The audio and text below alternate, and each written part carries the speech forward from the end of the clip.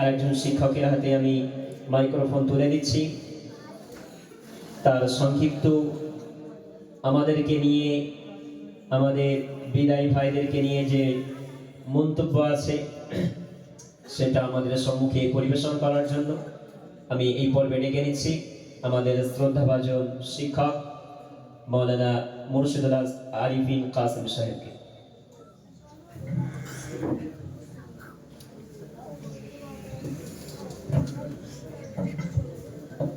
السلام عليكم ورحمة الله وبركاته.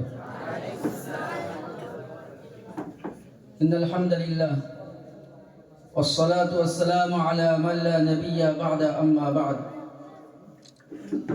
فأعوذ بالله من الشيطان الرجيم. بسم الله الرحمن الرحيم. الرحمن علم القرآن خلق الإنسان علمه البيان.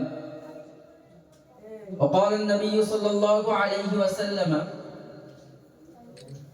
خيركم من تعلم القرآن وعلمه أو كما قال عليه الصلاة والتسليم. আজকে আল জামিয়াতুল ফুরকানিয়া আঞ্জুমান ইসলাহুল লিসান কর্তৃক আয়োজিত এই সমাপনী অনুষ্ঠানের উপস্থিত আমাদের সকলের নয়নমণি জনাব মেজু হুজুর এবং স্টেজে আরো উপস্থিত আমার সহকারী শিক্ষক বৃন্দ এবং আমার সামনে উপবিষ্ট আমার স্নেহের ছাত্রবৃন্দ, আমি আপনাদের সামনে কোরআনে কারিমের সূরাতুর রহমানের কয়েকটি আয়াত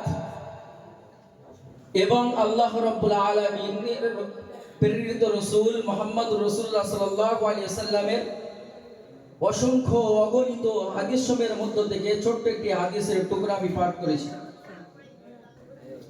এই কোরআনে কারিমের আয়াত এবং এই হাদিসের উপরে কিঞ্চিত কথা আমি বলবো ইনশাআল্লাহ। আমরা সকলেই জানি এশিয়া মহাদেশ নয়, বরং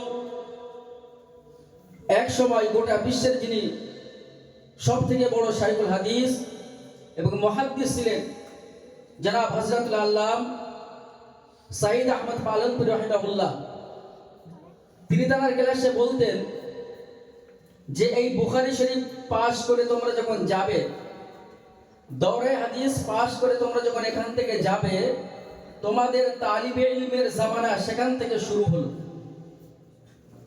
এতদিন এই 8 বছর 9 বছর কেবলমাত্র রাস্তায় কিভাবে চলতে হয় সেটা তোমরা শিখলে, যে রাস্তায় কিভাবে যেতে হয়, রাস্তায় হাঁটার পদ্ধতি কি, তুমি যদি গাড়ি নিয়ে যাও গাড়ি চালানোর পদ্ধতি কি, এটা এই 8-9 বছরে তুমি শিখলে। কিন্তু পুরো রাস্তা তোমাকে অতিক্রম করতে হবে এই ফারাগাতের পরে। সুতরাং কোনো ছাত্র যখন কোনো প্রতিষ্ঠান থেকে ফারেগ হয়ে যায়, তার দায়িত্ব ছাত্র জামানায় যতটুকু ছিল, ইলম অর্জনের ক্ষেত্রে তার দায়িত্ব তার থেকেও কয়েক গুণে বেড়ে যায়। কেমন? আমি তোমাদের সামনে কয়েকটা উদাহরণ দিই। আমার পূর্বে স্যারেরা বলে গিয়েছেন যে সর্বপ্রথম তোমার লক্ষ্য স্থির করতে হবে। সেই লক্ষ্যটা কি? আমি মাদ্রাসায় পড়ছি, আমার লক্ষ্যটা কি, এটাই তো আগে জানতে হবে, তারপরেই না আমি লক্ষ্যে পৌঁছাতে পারবো। এখন যে পাগলের কোনো লক্ষ্য স্থির থাকে না। সকালবেলা বাজারে তুমি যাও, গিয়ে দেখো পাগল সেখানেই ঘুরছে, আবার সন্ধ্যাবেলা যাও, সেই পাগল সেই বাজারেই ঘুরছে। ওর কাছে যদি জিজ্ঞাসা করো তুমি কোথায় যাবে, বলতে পারবে? কারণ সে বলতে পারবে না, কারণ সে পাগল, তার কোনো লক্ষ্য স্থির নেই। সুতরাং তোমার টার্গেট যদি না থাকে, তোমাকে চিনতে হবে তুমি কে, তোমার পরিচয় কি। রাসূল তোমার পরিচয় বলে দিয়েছেন, রাসূল তোমার লক্ষ্য স্থির করে দিয়েছেন। যে আল্লাহ পাক রব্বুল আলামিন তোমাকে সমাজের মধ্য থেকে নির্বাচন করেছেন, তোমার লক্ষ্য হবে ইলাহি কালিমাতুল্লাহ, তোমার লক্ষ্য হবে বেদিনদের মাঝে দ্বীনটাকে পৌঁছে দেওয়া। এটাই হলো তোমার লক্ষ্য। এজন্য পুরো গ্রামের বাচ্চাদেরকে তো এই মাদ্রাসায় নিয়ে আসিনি, সমাজের মধ্য থেকে ছাঁটাই বাছাই করে নির্বাচন করে তোমাদেরকে এই প্রতিষ্ঠানে নিয়ে এসেছে। কেন নিয়ে এসেছে? কিছু সমাজ এমন আছে যারা ইমানের মধ্যে চুরি করবে, কিছু লোক এমন আছে যারা ইমানের ক্ষেত্রে ডাকাতি করবে। কেমন ডাকাতি? কোন আলিম আসবে, তারা বড় জুব্বা পরে আসবে, মুখে বড় দাড়ি, মাথায় পাগড়ি, তারা এসে বলবে যে আমিন জোরে না বললে নামাজ হবে না, ইমামের পিছনে কিরাত না পড়লে তার নামাজ শুদ্ধ হবে না। এমন ভাবে বিভিন্ন রকম আলিম সমাজ তোমার সামনে আসবে, এসে তারা এই দিনের ক্ষেত্রে তোমাকে ধোঁকা দেবে তোমার ইমানটাকে ছিনিয়ে নেওয়ার জন্য। সুতরাং তুমি এই প্রতিষ্ঠানে যেহেতু পড়ছো, তোমার কর্তব্য হলো তুমি দিনের পাহারাদার হিসেবে তোমাকে কাজ করতে হবে। একজন ডাক্তারি কলেজে পড়ে, একজন মেডিকেল কলেজে পড়ে, তার লক্ষ্য স্থির থাকে সে ইঞ্জিনিয়ার হওয়া নয়। একজন ছাত্র ইঞ্জিনিয়ারিং কলেজে পড়ে, তার লক্ষ্য ডাক্তার হওয়া নয়, বরং তার লক্ষ্য হলো ইঞ্জিনিয়ার হওয়া। যে মেডিকেল কলেজে পড়ছে তার লক্ষ্য স্থির থাকে মেডিকেল বড় ডাক্তার হতে হবে, এমবিবিএস ডাক্তার হতে হবে। তুমি মাদ্রাসায় পড়ছো, তোমার কর্তব্য কি, তোমার দায়িত্ব কি? রাসূল সেটা তোমাকে দিয়েছে। তোমার কর্তব্য হবে যে রাসূল এই দুনিয়া থেকে চলে গিয়েছেন, আর কিয়ামত পর্যন্ত কোনো রাসূল আসবেন না। তাহলে কি তোমার দায়িত্ব কি? রাসূলের রেখে যাওয়া দ্বীনটাকে বেদিনদের কাছে পৌঁছে দেওয়া, বা কলিমা ভোলা মানুষের কাছে কলিমার দাওয়াত পৌঁছে দেওয়া হলো তোমার লক্ষ্য। সুতরাং সেই লক্ষ্যে উপনীত হতে গেলে তোমাকে পড়তে হবে, তোমাকে জানতে হবে। শুধু 8 বছর বুখারী পাশ করলাম এটা জানা নয়, এর বাইরে অনেক জ্ঞান আছে, অনেক জ্ঞান আছে। আমাদের সাজিদ স্যার এই যে একটু আগে বলছিলেন সাময়িক নাটকের কথা, তিনি সেখানে পৌঁছেছেন কি নিজে নিজে অধ্যয়ন করে? তিনি বাড়িতে বসে পড়ে কি সেখানে পৌঁছেছেন? না, তার জন্য তাকে পড়তে হয়েছে, দাওয়া নিয়ে পড়াশোনা করতে হয়েছে, তার জন্য তার শিক্ষকের কাছে যেতে হয়েছে। তুমি বাড়িতে বসে মোতলা করে তুমি পারবে না। বাংলায় অনেক বড় বড় আলেম আছে, আমি নাম ধরে বলছি। মুফতি সুজাউদ্দিন সাহেবের নাম হয়তো তোমরা অনেকে শুনেছো। কোন একটা ছাত্রের নাম যদি একবার শুনতেন, কয়বার? একবার যদি নাম শুনতেন, বুড়িপুকুর মাদ্রাসায় তিনি ছিলেন, 5 থেকে 7 বছর পরে যদি তার সামনে যাওয়া হতো তিনি তার নাম বলে দিতেন।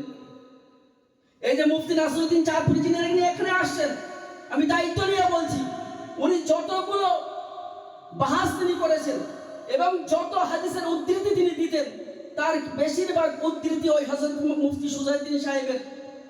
তিনি নোট করে দিতেন, মুফতি সাহেব এই উদ্ধৃতিটা অমুক কিতাবের অমুক জায়গায় আছে, কিন্তু মুখ থাকতো মুফতি নাসিরউদ্দিনের, আর পিছনে কাজ থাকতো মুফতি সুজাউদ্দিন সাহেবের। বোঝা গেল? সুতরাং এই 4 দেওয়ালের বাইরে গিয়ে তোমাদের আরো অনেক বড় দায়িত্ব আছে। এখানে পড়াশোনা তোমাদের শেষ নয়, এরপর অনেক আছে, উলুম আছে, তাকাসসুস ফিল আদব আছে, তারপরে তাকাসসুস ফিল ইফতা আছে, অনেক শিখতে হবে। সুতরাং তোমরা যারা এই পরীক্ষা হয়ে গিয়েছে, এরপর আবার নতুন তোমাদের সেশন শুরু হবে, তখন যারা এই 2025 সালটা অবহেলার ভিতরে কাটিয়েছো এবং অলসতার ভিতরে কাটিয়েছো, তারা দৃঢ় প্রতিজ্ঞা নিয়ে আসবে নতুন বছরে আবার নতুন ভাবে তোমরা উদ্যোগ নিয়ে শুরু করবে।